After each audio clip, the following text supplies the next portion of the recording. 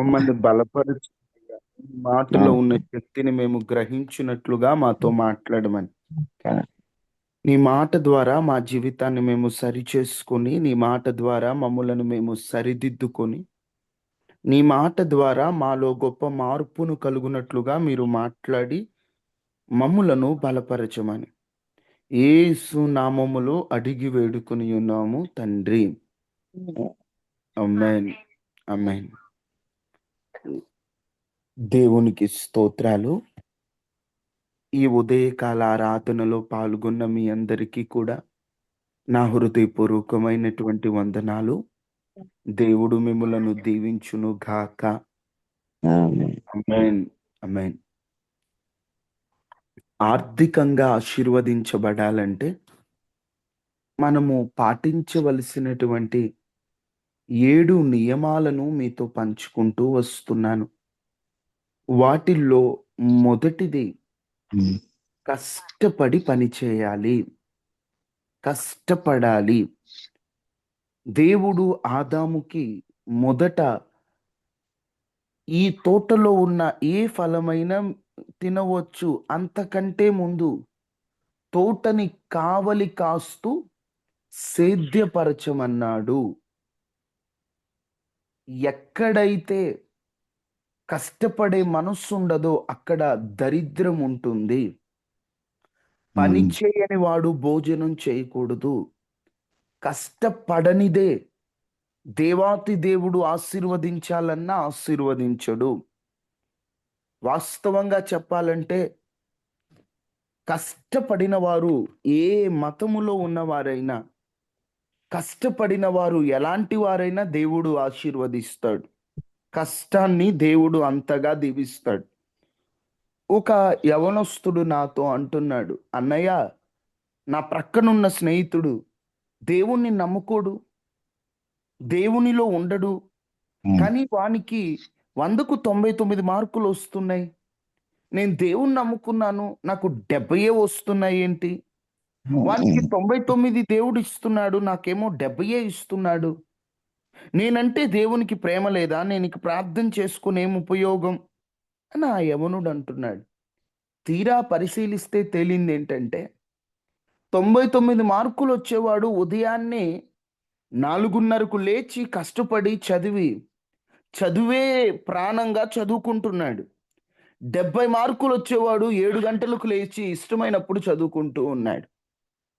అప్పుడు దేవుడు కష్టానికి మార్కులిస్తాడు. కొంతమందంటారు, కష్టం బట్టి దేవుడు మార్కులిస్తే ఇక నేను భక్తి చేసి ఏం ఉపయోగం? అంటే నువ్వు భక్తి చేయవలసింది జ్ఞానం కోసం. భక్తి చేయవలసింది జ్ఞాపక శక్తి కోసం. భక్తి చేయవలసింది దేవుడిచ్చే ఆరోగ్యాన్ని పొందుకోవడానికి. భక్తి చేయవలసింది నీ ఆత్మను కాపాడుకోవడానికి. ఈరోజు భక్తి ముసుగులో కష్టాన్ని ప్రక్కన పెట్టేస్తున్నారు చాలామంది యవనస్తులు. పరీక్షకెళ్ళే రోజు మాత్రం ప్రార్థన చేసుకోవడం. ప్రార్థనలో ఉంటే చాలు మేము పాస్ అయిపోతాం అనుకోవడం.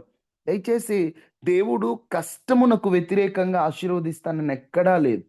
ఆయన మంచివారి మీదను, చెడ్డవారి మీదను వర్షం కురిపిస్తాడు. అందుకని కష్టపడండి. కష్టపడండి. ఎంత కష్టపడాలంటే బైబిల్‌లో స్పష్టంగా ఉంటది. ఏ కష్టము చేసినను లాభమే కలుగును. చదవండి. ఏ కష్టం చేసినా లాభమే కలుగుతది. కష్టపడితేనే లాభం. కష్టపడకుండా లాభం రాదు. అన్యాయపు మార్గంలో కష్టం లేకుండా డబ్బు సంపాదించుకోవాలని అసలు ప్రయత్నమే చేయొద్దు. కష్టపడండి, దీవెన పొందండి. ఒక గుణవంతురాలైనటువంటి స్త్రీ గురించి సామెతల గ్రంథంలో చెబుతూ, ఆ గుణవంతురాలు పెందలాడే లేసుద్దంట. పెందలాడే లేచి తన ఇంటి వారి కొరకు భోజనము సిద్ధపరుచుకొని కష్టపడి తను పని చేస్తుందట. ఇక ఆ గుణవంతురాలు చేసేటువంటి మరొకటి తనకున్న దాన్ని పెట్టి పొలము కొంటుందట. రెండవ మాట మీకు చెప్పాను. ఆర్థికంగా ఆశీర్వదించబడాలంటే ఇన్వెస్ట్ చేయాలి. పెట్టుబడి పెట్టాలి. డబ్బుని జాగ్రత్తగా వాడాలి. ఇన్వెస్ట్ చేయాలి. తలాంతుల ఉపమానములో దాచుకున్న వానికి దీవెన లేదు. ఉపయోగించుకున్న వాడికి డబల్ అయింది. దేవుని బిడ్డలు కూడా అలాగున మనం ఇన్వెస్ట్ చేయాలి. ఇస్సాకు కూడా దేశమందున్న వాడే విత్తనము విత్తినప్పుడు నూరంతల ఫలాన్ని దేవుడిచ్చాడు. విత్తితేనే ఫలం వచ్చింది. ఇక్కడ దీన్ని బట్టి మనం ఇన్వెస్ట్ చేయాలని కొన్ని విషయాలు మనం చూసాం. 3, ఎట్టి పరిస్థితుల్లో కూడా అప్పు చేయకూడదు. అప్పు అనేటువంటిది లాస్ట్ ఆప్షన్ అవ్వాలి. అప్పుల్లో మునిగిపోకూడదు క్రైస్తవుడు. అనవసరమైన వ్యర్థ ఖర్చులతో అప్పులు చేసేవాడిగా క్రైస్తవుడు ఉండకూడదు. దయచేసి సాధ్యమైనంత వరకు అప్పు చేయొద్దు. వాక్యములో ఏమని రాయబడి ఉంది నిన్న మనం చదువుకున్న వారిలో? అప్పు తీసుకున్నవాడు అప్పిచ్చిన వానికి దాసుడవుతాడు. మన ఎవరి దగ్గరైనా అప్పు తీసుకున్నామంటే వారికి మనం బానిసలమే. వాడు ఏం చెబితే మనం అది వినాలి. వాడు ఎన్ని మాటలన్నా మనం పడాలి. అందుకనే దయచేసి అప్పు చేయొద్దు, అప్పు తీసుకోవద్దు, అప్పులకు దూరంగా ఉండండి. తప్పని పరిస్థితిలో లాస్ట్ ఆప్షన్గానే అప్పు తీసుకోండి. 4, దేవునికి ఇచ్చే విషయంలో సనుగు కొనకయు బలవంతముగా కాకయు హృదయములో నిశ్చయించుకొని దేవునికి ఇవ్వండి. అబ్రహాం అంతటి వాడే మెల్కీసెదెకుకి ఇచ్చినప్పుడు దేవుడు అబ్రహాముని అత్యధికంగా ఆశీర్వదించినట్లు దేవుని వాక్యంలో మనం చూస్తాం. ఈ 4 నియమాలు నిన్న మీతో పంచుకున్నాను. ఈ 4 నియమాలను మీరు ఆధారం చేసుకొని వీటితో పాటు మరొక 3 నియమాలు మీతో చెబుతాను. 7 నియమాలను ఎవరైతే జాగ్రత్తగా పాటిస్తారో వారందరికీ దేవుడు గొప్ప ఆశీర్వాదాన్ని ఆర్థికంగా ఇవ్వబోతున్నాడు. ఎందుకంటే భాగ్యము సంపాదించుకొను సామర్థ్యము కలుగజేయవాడు దేవుడే. ఎంత స్పష్టంగా వాక్యంలో ఉందండి. యెహోవా ఆశీర్వాదము ఐశ్వర్యం ఇచ్చును. దేవుడు శక్తినిచ్చి దేవుడు బలాన్ని ఇచ్చినప్పుడు ఈ లోకములో డబ్బుని ఎలా ఉంచాలో అలా ఉంచుతూ మనము సంపాదించడం వాక్యానుసారమే. కొంతమంది ఏమండి, ధనవంతుడు సూది బెజ్జములో ఉంటే దూరుట ఎంత కష్టమో ధనవంతుడు దేవుని రాజ్యంలోకి వెళ్ళడం కూడా అంతే కష్టమని ఉంది కదా. మనకు ధనం వద్దండి అంటారు. నిజమే, ధనము ఒక మనిషిలోకి వచ్చినప్పుడు ఆ మనిషిని తన వశపరుచుకుంటుంది. మనము ఎంత ధనం సంపాదించినా అయ్యా ఇది నీ కృప ద్వారా కలిగినదే, నేను ఈ లోకములో యాత్రికుడను, పరదేశివాడను, కొన్నాళ్ళు ఈ లోకంలో బ్రతకడానికే నాకు ధనమని ధనాన్ని ఎక్కడ పెట్టాలో అక్కడే పెట్టి ధనాపేక్ష లేకుండా నువ్వు ఉంటే ధనం సంపాదించుకోవడంలో తప్పేం కాదు. అక్కడ యేసుక్రీస్తు చెప్పిన సందర్భం ఏంటంటే ధనానికి అధిక ప్రాధాన్యత ఇచ్చేవారు. ధనమే మాకు మొదట అనుకునే వారికి చెప్పాడు, అంతే తప్ప డబ్బు సంపాదించుకోకుండా సోమరిపోతుల్లా ఉండొద్దు. అలా అని డబ్బుకు అధిక ప్రాధాన్యత ఇచ్చి దేవుని ప్రక్కన పెట్టొద్దు. దేవుడే మొదట, ఆ తర్వాత కొంతకాలం బ్రతకాలంటే ధనం కావాలి కదా. డబ్బు లేకపోతే వస్త్రాలు రావు, డబ్బు లేకపోతే నివాసం ఉండదు, డబ్బు లేకపోతే ఆహారం ఉండదు. ధనమే అన్నిటికీ మూలం అవుతుంది లోకంలో. కాబట్టి సంపాదించండి.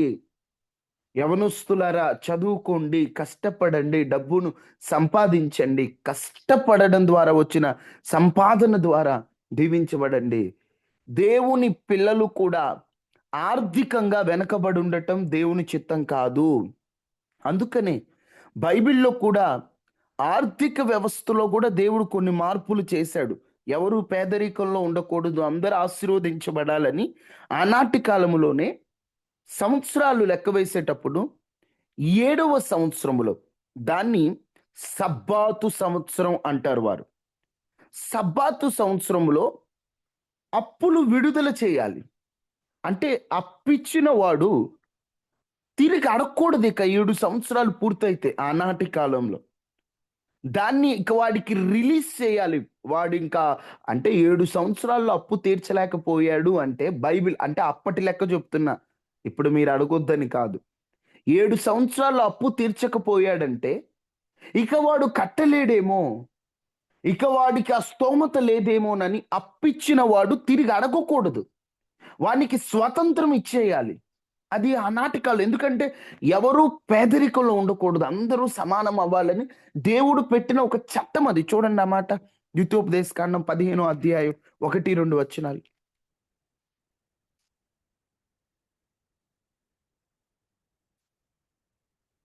త్వరగా 15వ అధ్యాయం 1-2 వచనాలు. ఏడవ ఏడవ సంవత్సరం అంతా విడుదల 7వ సంవత్సరమున విడుదల ఇవ్వవలెను. విడుదల ఇవ్వవలెను. గడువు తీరి ఆ గడువు రీతి ఏదనగా తన పొరుగు ఇచ్చిన తన పొరుగువానికి అప్పించిన ప్రతి అప్పులవాడు దానికి గడువు ఇవ్వవలెను. దానికి గడువు ఇయ్యవలెను. అది యెహోవాకు గడువు అనబడును. అది యెహోవాకు గడువు అనబడును. కనుక కనుక అప్పిచ్చివాడు తన పొరుగువాడినైనను తన సహోదరునైనను నిర్బంధింపకూడదు. అప్పిచ్చిన వాడు తన పొరుగువానినైనను సహోదరునైనను నిర్బంధింపకూడదు. నిర్బంధింపకూడదు. ఆనాటి కాలంలో ఆర్థికంగా అందరూ సమానం అవ్వాలని. ఆ 7వ సంవత్సరములో ఇక వాడిని ఇబ్బంది పెట్టకూడదు. 7 సంవత్సరాల టైము. ఆ 7 సంవత్సరాలు వాడు ఇచ్చాడా, ఓకే. ఇవ్వలేకపోయాడా, వాడు తీర్చలేని పరిస్థితిలో ఉన్నాడు, వాడికి ఇక విడుదల ఇచ్చేయాలి. అది సబ్బాత్ ఇయర్. ఇంకా ఎలాగుంటదంటే దేవుడు వారిని ఆర్థికంగా అందరూ సమానం అవ్వాలి, ఆర్థికంగా ఒకరికొకరు అర్థం చేసుకోవాలని కూడా భూమిని కూడా 7వ సంవత్సరం పండించకూడదు. చూడండి, నిర్గమాకాండం 23వ అధ్యాయం 10వ వచనం. ఆర్థికంగా అందరూ దీవించబడాలని దేవుని ఆలోచనలు ఎలా ఉన్నాయో మీకు చెప్తున్నాను. 6 సంవత్సరములు 6 సంవత్సరములు మీ భూమిని మీ భూమిని విత్తి విత్తి దాని పంట కూర్చుకొనవలెను. దాని పంట కూర్చుకొనవలెను. 7వ సంవత్సరమున 7వ సంవత్సరమున దానిని బీడు విడువవలెను. దాన్ని బీడు విడవవలెను. అప్పుడు నీ ప్రజలలోని బీదలు తినిన తరువాత మిగిలినది అడవి మృగములను తినవచ్చును. నీ ద్రాక్ష తోట విషయములోను నీ ఒలివ తోట విషయములోను అలాగుననే చేయవలెను. చూడండి అమ్మా, 6 సంవత్సరాలు భూమిని విత్తి పంట కూర్చుకున్నాక 7వ సంవత్సరం బీడు వదిలేయాలి. అలాగా ఇంకేదన్నా ఉంటే బీదలు ఉంటారు కదా, ఆ బీదలు వచ్చి తినేస్తారట. అంటే బీదలుగా ఉన్నవారు అందరూ వారు కూడా ఆర్థికంగా కాస్త నిలబడాలి, వారు ఆర్థికంగా కాస్త ముందుకు రావాలని దేవుడు ఏం చేశాడంటే 7వ సంవత్సరమున అటేమో అప్పు తీసుకున్న వారిని ఇక అడగొద్దు, వాళ్ళు 7 ఏళ్ళు కట్టలేకపోయారంటే వదిలేయండి అన్నాడు. ఇక్కడేమో 7వ సంవత్సరమున బీదలు వచ్చి తినేస్తారు, ఏమన్నా ఉన్నా కూడా, ద్రాక్షలు ఏమన్నా ఉన్నా, ఆ ఒలీవలు ఏమన్నా, వాళ్ళకి వదిలేయండి, వాళ్ళకి వదిలేయండి, ఇంకా బీడు వదిలేయండి 7వ సంవత్సరం. అంటే ఆర్థికంగా అందరూ పైకి రావాలి, దేవుని పిల్లలు ఆర్థికంగా కూడా ఆశీర్వదించబడాలి. ఎప్పుడు అప్పులు తీసుకొని చేతులు చాపి దరిద్రంలో ఉండకూడదు దేవుని పిల్లలు. కొంతమందికి బేదలాజర్ అని కనిపిస్తాడు, ఆయన లేడా, ఆయన పరిస్థితి ఎలా ఉందో మనకు తెలియదు. బీద లాజర్ని చూపించేవాళ్ళు ఎవరు రొమ్మున అనుకున్నాడు బేదలాజరు? అబ్రహాము ధనవంతుడు కదా. అబ్రహాములాగా మనం కూడా, అంటే నేను ఇక్కడ మీరు చెప్పే కాన్సెప్ట్ అర్థం చేసుకోండి. ఆర్థికంగా కూడా దేవుడు మనల్ని ఆశీర్వదించాలనుకుంటున్నాడు. ఈ లోకంలో బ్రతకడానికి ఆర్థికంగా అవసరం కాబట్టి, అది కేవలం బ్రతకడానికి అవసరమనే, అదే మన ప్రపంచం కాదు. ఇంకొకటి, వాళ్ళకి ఈ 7వ సంవత్సరంలో ఎలాగైతే సబ్బాతు సంవత్సరం అని ఆర్థికంగా దేవుడు వారిని ఎలా ఆశీర్వదిస్తాడో, తర్వాత వారికి 50వ సంవత్సరం కూడా ఒక లెక్క ఉంటుందండి. 50 సంవత్సరాలు, దాన్ని పూర్తి స్వేచ్ఛ, జూబిలీ ఇయర్ అంటారు వాళ్ళు. 50వ సంవత్సరం చూడండి, లేవియాకాండం 25వ అధ్యాయం 10వ వచనం. ఆర్థికంగా దేవుడు వారిని దీవించుటకు దేవుడు పెట్టేటువంటి ఆ నియమాలు 25:10. మీలో సంవత్సరమును 50వ సంవత్సరమున అనగా అనగా 50వ 50వ సంవత్సరమును ఉమ్, పరిశుద్ధపరిచి పరిశుద్ధపరిచి మీ దేశవాసులందరికీ విడుదల కలిగినదని చాటింపవలెను. దేశ నివాసులందరికీ నీ విడుదల కలిగినదని చాటింపవలెను. అది మీకు సునాదముగా నుండెను. అది మీకు సునాదముగా నుండును. అప్పుడు మీలో ప్రతివాడు తన స్వాస్థ్యమును తిరిగి పొందవలెను. అప్పుడు మీలో ప్రతివాడును తన స్వాస్థ్యమును తిరిగి తిరిగి పొందవలెను. పొందవలెను. ఇప్పుడు ప్రతివాడు తన కుటుంబమునకు తిరిగి రావలెను. ప్రతివాడు తన కుటుంబమునకు తిరిగి రా. ఇప్పుడు ఒక మనిషి పేదవాడే భూమిని అమ్ముకున్నాడు అప్పుల వల్ల బానిసై, అంటే తాకట్టు పెట్టుకున్నాడు అనుకుందాం. 50వ సంవత్సరం జూబ్లీ సంవత్సరం వచ్చింది అనుకోండి, తను తాకట్టు పెట్టుకున్న భూమి తిరిగి వచ్చేస్తుందట. అతడు స్వేచ్ఛ పొందుతాడు. అంటే దీని అర్థం నీ పేదరికం అనేది శాశ్వతం కాదు, కొన్నాళ్ళకు విడుదలవుతుంది. కొన్నాళ్ళు ఇప్పుడు ఆనాటి కాలంలో ధనవంతులు దోపిడీ చేయకూడదని, పేదవారు కూడా పైకి రావాలని దేవాతి దేవుడు ఆ నియమాలు పెట్టాడండి ఆనాటి కాలంలో. ఈరోజు ఈ వాక్యముల ద్వారా మనం తెలుసుకునేది ఏంటంటే, ఆనాటి కాలంలోనే దేవుడు తన ప్రజల్ని ఆర్థికంగా, కొంతమంది పేదవారై ఉండాలని కోరుకోలే, వారు కూడా పైకి రావాలని దేవుడు వారికి ఆప్షన్ ఇస్తున్నాడు. ఇదిగో 7వ సంవత్సరం వచ్చిందా, మిమ్మల్ని అప్పడగరు, పైకి రండి, ఇప్పటికైనా అప్పులు తీరిపోయి ఇంక పైకి రండి. 50వ సంవత్సరం వచ్చినా మీది మీకు వచ్చింది, ఇక మీరు పైకి రండి, ఆర్థికంగా ఆశీర్వదించబడండి, భాగ్యం సంపాదించుకోండి అని అంత క్రమంగా చెప్తున్నాడు. వీటిని ఆధారం చేసుకొని మనం 5వ నియమంలోకి వెళ్ళిపోదాం. మీకు అర్థమవుతుందా దేవుడు ఆర్థికంగా కూడా మనం ఆశీర్వదించబడాలని కోరుకుంటున్నారని? లూకాసు సువార్త 16:10. ఆర్థికంగా ఒక వ్యక్తి ఆశీర్వదించబడుటకు 5వ నియమం. లూకా 16:10. మిక్కిలి కొంచెంలో నమ్మకంగా ఉండేవాడు మిక్కిలి కొంచెంలో నమ్మకంగా ఉండువాడు ఎక్కువలోనూ నమ్మకంగా ఉండను. ఎక్కువలోనూ నమ్మకంగా ఉండును. దేవుడు నిన్ను మిక్కిలి ఆర్థికంగా కొంచెంలో నిన్ను ఆర్థికంగా ఆశీర్వదించాలంటే నమ్మకత్వం అనేటువంటిది ప్రాధాన్యత. కొంచెంలో కూడా, అతి కొంచెంలో కూడా నమ్మకంగా ఉంటేనే నువ్వు ఆర్థికంగా దీవించబడతావు. నమ్మకమైన వానికి మెండైన దీవెనలు వస్తాయి. కొంచెములో నమ్మకంగా ఉంటే దేవుడు అధికమైన వాటి మీద నిన్ను నియమించాలనుకుంటున్నాడు. ఈరోజు ఆ నమ్మకత్వం అనేటువంటిది ఉందా? నమ్మకస్తునివేనా? నువ్వు పని చేసే చోట నీకున్న డబ్బులో అంత నమ్మకంగా ఉన్నావా? డబ్బు విషయంలో నీ భార్య నిన్ను నమ్ముతుందా? నీ భర్త నిన్ను నమ్ముతున్నాడా? నీ తల్లిదండ్రులు నిన్ను నమ్ముతున్నారా? నీ పిల్లలు నిన్ను నమ్ముతున్నారా? నమ్మకత్వం. మా అమ్మ మాట అంటే మాటే, డబ్బు విషయంలో అబద్ధపు మాటలు మాట్లాడదు, నమ్మకంగా ఉంటుందని ఒక సాక్ష్యం ఉందా? ఈరోజు నమ్మకస్తులు కరువైపోతున్నారు. నమ్మకం ఉండట్లేదు. ఎంత అపనమ్మకస్తులుగా తయారైపోతున్నారో మనుషులు. పొరపాటున ఒక్కోసారి మనం షాపులకు వెళ్తున్నప్పుడు మనకి ఎక్కువ డబ్బు ఇస్తుంటాడు. మనం 100 ఇచ్చామనుకోండి, ఒక 50 రూపాయల సరుకులు తీసుకుంటే మనకి 450 ఇచ్చేటువంటి పరిస్థితులు కొన్నిసార్లు ఉంటాయి. ఏం చేస్తున్నాము? సైలెంట్గా తీసుకొని వచ్చేసే క్రైస్తవులు ఎంతమంది ఉన్నారో. నీది కానిది రూపాయి కూడా నీకొద్దు. మీరు ఆర్థికంగా ఆశీర్వదించబడటానికి ఇది ఒకటి గుర్తుపెట్టుకోండి, మనది కానిది చిన్న వస్తువు అయినా కూడా మన దగ్గర ఉంచుకోవద్దు. వద్దు, నమ్మకంగా ఉండండి. అది చిన్న బాక్స్ అయినా, అది స్పూన్ అయినా నీది కాదంటే ఇచ్చేసాయి. బైబిల్లో ఎంత స్పష్టంగా ఉంటుంది, నీ పొరుగు వానిది ఏదియు ఆశించకూడదు, నీకొద్దు. నీ పొరుగు వానిది నీకొద్దు. కొంతమంది ఎప్పుడు పొరుగు వాళ్ళది ఆశిస్తుంటారు.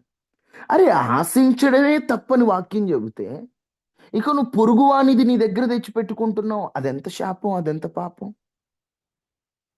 కొంతమంది పొరుగు అనేది ఏదైనా నచ్చిందంటే సైలెంట్గా దాచిపెట్టేసుకుంటారు. అది గిన్నె అయినా, అది చిన్న స్పూన్ అయినా, అది లోకానుసారంగా అది 2 రూపాయల కాస్ట్ అయినా నీ పొరుగు వానిది ఏదియు నీ యొద్ద ఉండకూడదు, నమ్మకంగా అతనిచ్చింది అతనికి ఇచ్చే. రోజు ఎలా ఉంటున్నాం మనం నమ్మకత్వం అనే విషయంలో? కొన్ని ఏముందిలే అనేటువంటి భావనతోనే దేవుడిచ్చే దీవెనలు మనం పోగొట్టుకుంటున్నామండి. ఏముందిలే, ఏముందిలే, ఎవరు చూస్తున్నారులే, ఎవరికి తెలుసులే, ఎవరు గ్రహిస్తారులే. దయచేసి గమనించండి, ఎవరు చూసినా చూడకపోయినా దేవుడు చూస్తున్నాడు. నమ్మకత్వం విషయంలో నువ్వు చాలా నమ్మకంగా ఉండాలి. ఈరోజు నమ్మకత్వం ఎక్కడ ఉంటుంది? యూదా ప్రజలంట ఎంత నమ్మకస్తులంటే, చిన్న వ్యాపారం విషయంలో కూడా నమ్మకత్వం అంట. వాళ్ళు కొన్ని షాపులు ఉంటాయి, సరిగ్గా డోర్లు కూడా వేయరంటండి. నేను వాళ్ళకి సంబంధించి చూస్తుంటే, అంటే నమ్మకత్వం. మేము ఇక్కడ పెట్టినా ఎవరు కదిలించరు అని. మనోళ్ళు డోర్లు వేసినా కూడా పగలగొట్టి మరి దొంగతనాలు చేసుకుంటూ పోతున్నారండి. నమ్మలేకపోతున్నాం ఈ రోజుల్లో. అసలు ఏం దొంగతనం చేయాలో కూడా అర్థం కావట్లేదేమో కొంతమందికి అనిపిస్తుంది. బయట ఒక డొక్కు బండి పెట్టాడంట ఒక ఆయన. ఆ డొక్కు బండి ఆయన ఆ బండి తోలడానికి ఎన్నో తిప్పలు పడుతుంటాడు. ఆ బండి బయట పెట్టాడు, ఆ బండిని దొంగలించారంట. ఎవరిని నమ్మలేకపోతున్నాం. కానీ యూదా ప్రజలు అలాంటి వాళ్ళు కాదు. నమ్మకం. అసలు ఎక్కడ పెట్టిన వస్తువు అక్కడే ఉంటదంట. ఈరోజు దేవుని పిల్లలైన మనం ఆ నమ్మకత్వం ఉంటే ఆర్థికంగా దేవుడు మనల్ని నీ జాబ్లో నువ్వు నమ్మకంగా ఉంటావు. అది చిన్న శాలరీ అయినా నమ్మకంగా పనిచేయి. నీకు ఏ పని అప్పగించారో నమ్మకంగా పనిచేయి. పని ఎగ్గొట్టొద్దు, పని తప్పించుకోవద్దు, పని దొంగలవద్దు. ఈరోజు కొంతమంది పొలం పనులకు వెళ్తారు, అక్కడ పని చేయకుండా ముచ్చట్లాడుకుంటూ ఏముందిలే అన్నట్లుంటారు. అది కూడా తప్పే, అది కూడా పాపమే. నీకు జీతం ఇచ్చేది ఎందుకు? ముచ్చటాడమనా, అటు ఇటు తిరగమనా? నా జీతం ఇచ్చేది ఎందుకు? నువ్వు దానికి తగిన న్యాయం చెయ్యాలి, ఆ కష్టపడాలి. ఆ నమ్మకత్వం నీలో, నాకు జీతం ఇచ్చింది పని చేయటానికి. నమ్మకంగా మీరుంటే అప్పుడు ఆర్థికంగా దేవుడు మిమ్మల్ని ఆశీర్వదిస్తాడు. 6 జ్ఞానముతో మనకు దేవుడిచ్చిన దానిని పొదుపు చేయాలి. ఏం చేయాలమ్మా? పొదుపు చేయాలి. ఈరోజు ఈ పొదుపు చేసే జ్ఞానం ఉంటుందా? కొంచెమైనా శాలరీని, అమ్మా మీ అందరు ఏదో ఒక పని చేస్తారు, 10,000 శాలరీ లేదా 15,000 శాలరీ. ఈ శాలరీని ఎలా లెక్కేసుకుంటున్నారు, ఎలా వాడుతున్నారు? శాలరీ 10,000, ఇంట్లో పెట్టే ఖర్చు 25,000. శాలరీ 20,000, ఖర్చు 40,000. అంటే నీకు వచ్చేటువంటి ఆ సంపాదనకు మించిన అధిక ఖర్చే నువ్వు ఆర్థికంగా దీవించబడకపోవడానికి ఒక కారణమేమో ఒకసారి ఆలోచించండి. ఈరోజు ఆ పొదుపు ఉందా మనకి? చూడండి, దేవుని వాక్యంలో ఉన్న మాటలే ఇవన్నీ. సామెతలు 21:20 చూడండి.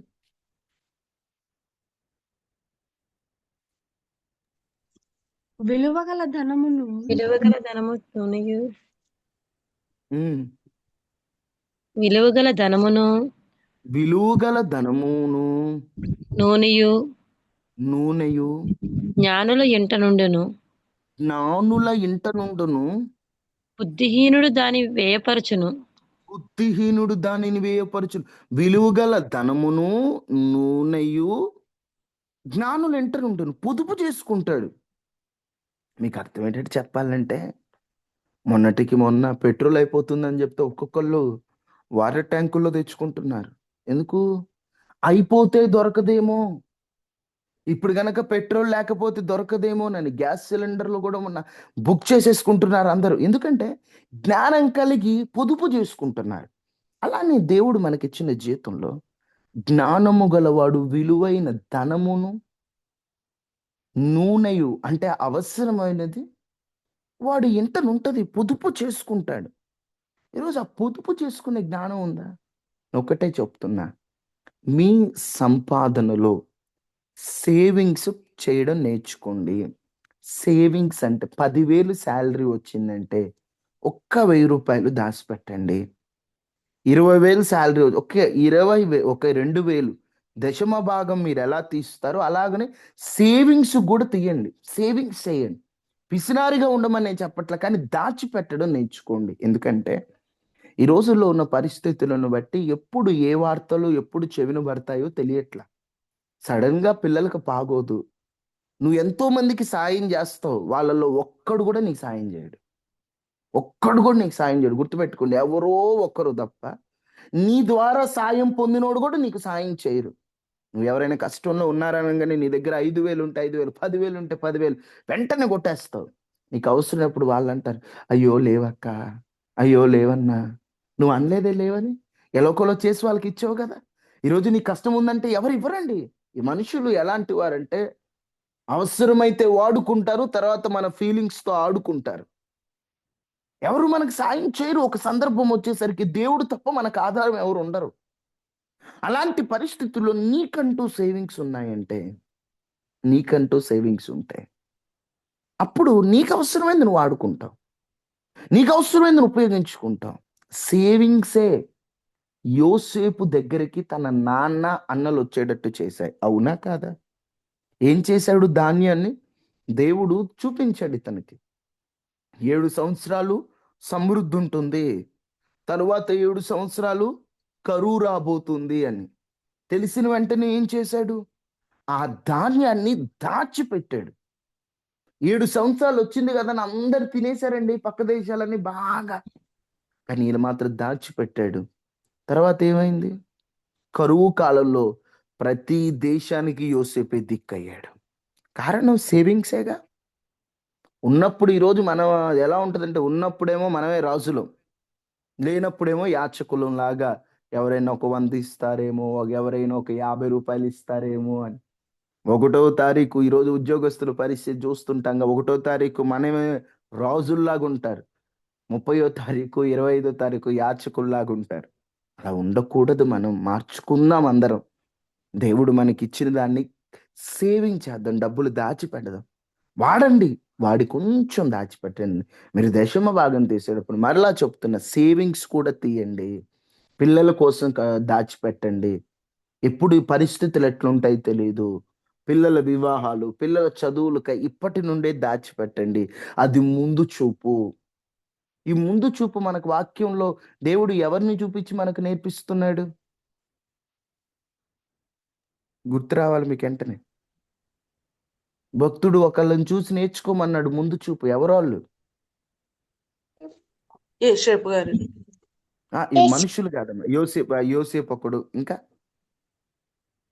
చిన్న చీమ. మనకి దేవుడు ఏం నేర్పిస్తున్నాడు? జ్ఞానం నేర్చుకున్నాను. జ్ఞానం. ఏ జ్ఞానం చీమలకు ఉంది? ఎండాకాలంలో వర్షాకాలానికి ముందే ఆహారం ఆహారాన్ని సిద్ధపరుస్తుంది. అదే కదా.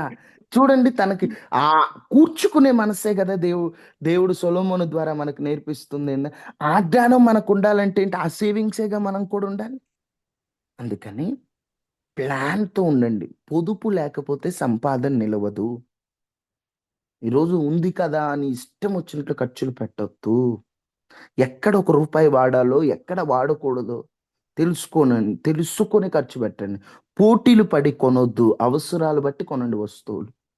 పోటీలు బట్టే వాళ్ళు కొన్నారు కాబట్టి మేము కొంటాం. వాళ్ళ ఇంట్లో పెద్ద టీవీ ఉంది, వాళ్ళ ఇంట్లో పెద్ద ఫ్రిడ్జ్ ఉంది, వాళ్ళ ఇంట్లో పెద్ద సోఫా సెట్ ఉంది. వాళ్ళే అట్టుంటే మాకెందుకు? ఎందుకు తగ్గాలి మేము?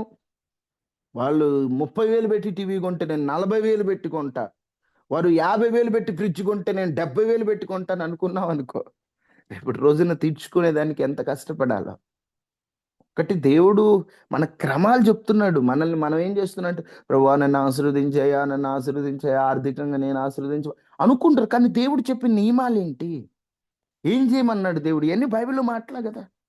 పొదుపు చేయమని వాక్యంలోనే ఉంది కదా. జ్ఞానము గల వ్యక్తి ఇళ్లల్లో విలువ గల ధనం, నూనె ఉంటాయి అంటే ఎప్పుడు వాళ్ళు ఎప్పుడు అప్పటికప్పుడు చూసుకునే వాళ్ళు కాదు, అంతా ముందుగానే తెచ్చిపెట్టుకుంటారు. ఈరోజు ఆ జ్ఞానం మనకు ఉండాలి కదా. ఇప్పుడు ముందే కూర్చుకునే స్వభావం సిద్ధపడిన కన్యకలది. తర్వాత చూద్దాంలో సిద్ధపడలేని వాళ్ళలాగా. ఎందుకు? ఆర్థికపరమైన విషయాల్లో కూడా ముందు చూపు చాలా అవసరం. జాగ్రత్త కష్టపడండి. వచ్చింది జాగ్రత్త పనిచేసిన దాన్ని దాచిపెట్టండి. ఈ రోజుల్లో నిజం చెప్పాలంటే దాచిపెట్టే పరిస్థితులు కాదు. ఖర్చులు ఎప్పటికప్పుడు పెరిగిపోతున్నాయి. కానీ ఆలోచించండి. ఒక ఖర్చు తగ్గటానికి ఒక రూపాయి తగ్గేటువంటివి చేయండి. పిసినారులుగా ఉండొద్దు. కానీ జాగ్రత్త దేవుని దగ్గర అడగండి జ్ఞానం. అయ్యా ఆనాడు యోసేపుకి ఇచ్చావు కదయ్యా జ్ఞానం, ఆ జ్ఞానం నాకు ఇవ్వయ్యా. ఆనాడు యోసేపుకుంది కదయ్యా జ్ఞానం, ఆ జ్ఞానం నాకు ఇవ్వయ్యా. అమ్మా స్త్రీలైనా ఏదో ఒకటి కష్టపడండి అమ్మా, ఖాళీ కూర్చోవద్దు ఇళ్ళల్లో. ఒకటే ఏదో ఒక పని చేయండి. ఏ పని చేసినా తప్పు కాదు, మీరు తప్పు చేయడం తప్ప. ఏ పని చేసినా తప్పు కాదు. కష్టపడండి. ఉదయం సాయంత్రం ఎప్పుడు వీలైతే అప్పుడు కష్టపడండి, పని చేయండి. మనలాంటి వారు కష్టపడితే దేవుడు మనకి మేలు చేయడానికి సిద్ధంగానే ఉన్నాడు. నెక్స్ట్ 7వది మనం గుర్తుపెట్టుకోవాల్సిన ప్రాముఖ్యమని, ఆర్థికంగా దేవుడు ఆశీర్వదించాలంటే నీవు ఆర్థికంగా పొందుకున్నదంతా కూడా నన్ను బట్టి కాదు, నా దేవుని కృప ద్వారానే ఇది నాకు కలిగింది. నా శక్తి కాదు, నా సామర్థ్యం కాదు, నా బలం కాదు, నా దేవుని కృప ద్వారానే ఇది వచ్చిందనేటువంటి జ్ఞానముతో ముందుకెళ్ళండి. అప్పుడు మీరు ఆర్థికంగా ఆశీర్వదించబడతారు. నేను చదివించాను ద్వితీయోపదేశకాండం 8:18 ఈ భాగ్యము సంపాదించుకొని సామర్థ్యమునిచ్చువాడు దేవుడే అని ఉంది. తర్వాత సామెతలు 10:22 మనందరి బాగా తెలిసిన మాట. సామెత 10:22 యెహోవా ఆశీర్వాదం ఐశ్వర్యం ఇచ్చును. యెహోవా ఆశీర్వాదం ఐశ్వర్యం ఇచ్చును. అంటే దేవుడు ఆశీర్వదిస్తేనే ఏమవుతుంది, మనకి ఐశ్వర్యం వస్తుంది. అందుకని మీరు సంపాదించేటప్పుడు ఇది నన్ను బట్టి కలిగింది కాదు, నా దేవుని కృపను బట్టే, దేవుని కృపను బట్టే, దేవుణ్ణి బట్టే ఇది నాకు వచ్చింది. ఈరోజు నా చేతిలో ₹1 ఉందంటే దేవుడు ఇచ్చాడు, దేవుడు ఇవ్వబట్టే నాకు వచ్చిందనే ఒక జ్ఞానం ఎప్పుడు మనతో ఉండాలి. ఇదేదో నా కష్టంతో సంపాదించుకున్నా, నా ప్రయాసతో సంపాదించుకున్నా అనొద్దు. ఆయన కృప లేనిదే మన ప్రయాస వ్యర్థం కదా. ఆయన ఆశీర్వాదం లేనిదే మనం ఎంత ఎఫర్ట్ పెట్టినా, ఎంత కష్టపడినా ఉపయోగం లేదు. ఇస్సాకు విత్తనం విత్తి నూరంతర ఫలం పొందడానికి దేవుడు ఆశీర్వాదమే కదా. యోసేపు బానిసైన దేవుడు అతనికి తోడుగుండబట్టే కదా కరువులో అతను పోషింపబడింది. దేవుని కృప ద్వారానే నేను ఇది సంపాదించుకోగలుగుతున్నాను. దేవునితో మనం లేకుండా, దేవుడు దీవించకుండా మనం ఏమి చేయలేం. దేవుడు దీవిచ్చాడు కాబట్టే కదా మనం ₹1 సంపాదించుకుంటున్నాం అనేటువంటి దేవుని కృపపై ఆధారపడితే అప్పుడు ఆర్థికంగా మనం ఆశీర్వదింపబడతాం. ఆర్థిక ఆశీర్వాదమునకై 7 సూత్రాలలో మొదటి సూత్రం కష్టపడి పని చేయాలి.